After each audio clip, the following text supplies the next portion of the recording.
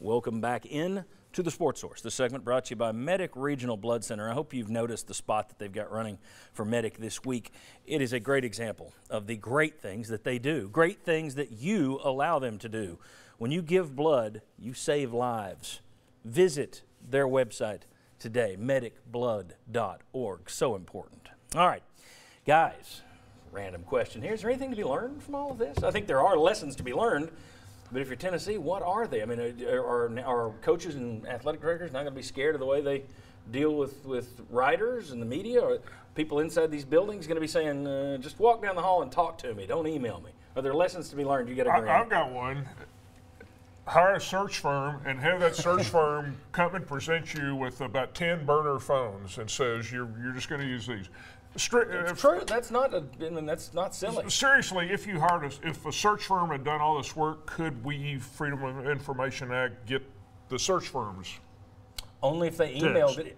I bet if they walked in and just handed you hard copies, you couldn't get it. So you would like to think a search firm would be smart enough to not communicate that way, right? Yeah. And I think that's part of it. Is like John Currie calling the fan base a wacko fan base. I'm sure he's not the first person in power to say that about his fans, but if you're going to put that on a university-issued phone to somebody else in the media, well, then you have to expect the repercussions that come with it if it goes out. Mike, you think this is a big deal? You think this is a I think paradigm it's a landmark shifter? case.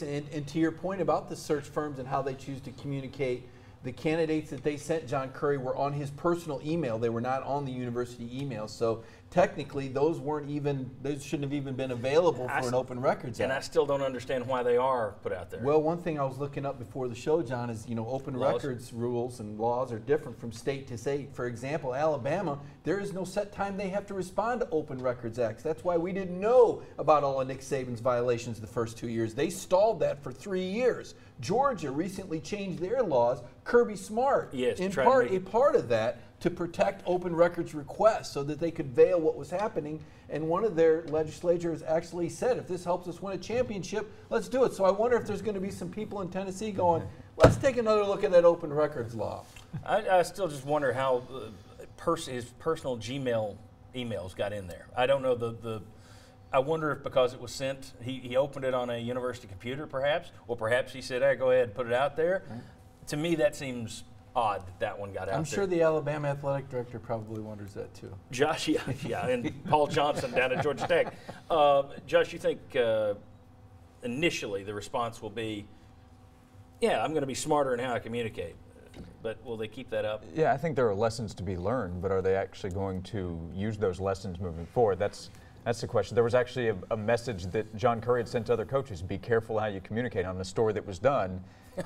And the irony stands very strong today. Yeah, and as you pointed out in between segments, the only guy missing is John Currie.